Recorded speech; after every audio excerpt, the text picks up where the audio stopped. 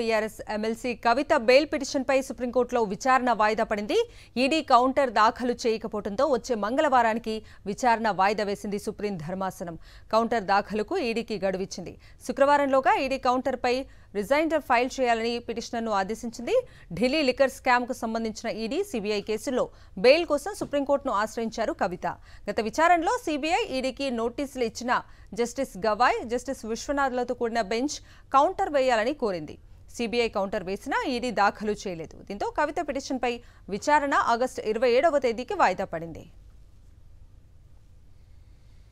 Notices were issued on 12. They had ample time, but yet they failed to file the counter, and they have come with a new plea that they need time for the counter.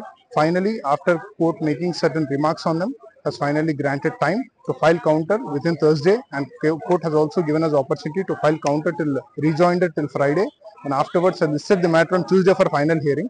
So the ED, they intentionally they are they are playing the delay tactics, and they are delaying the case.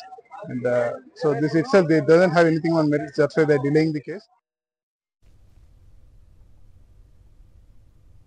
Delhi liquor కేసులో మార్చి 15న arrest అయ్యారు MLC కవిత. హైదరాబాద్ నివాసంలో ఆమెను arrest చేసి ఢిల్లీ తరలించారు ED అధికారులు. Judicial కస్టడీలో ఉన్న కవితను ఏప్రిల్ 11న తీహార్ జైల్లో సీబీఐ కస్టడీలోకి తీసుకుంది. ఈ క్రమంలో గడిచిన 5 నెలలుగా జైల్లో ఉన్నారు కవిత. బెయిల్ కోసం ట్రయల్ కోర్టు, హైకోర్టులో పలు పిటిషన్లు వేశారు. జూలై 1న హైకోర్టు బెయిల్ నిరాకరించడంతో సుప్రీంకోర్టును ఆశ్రయించారు.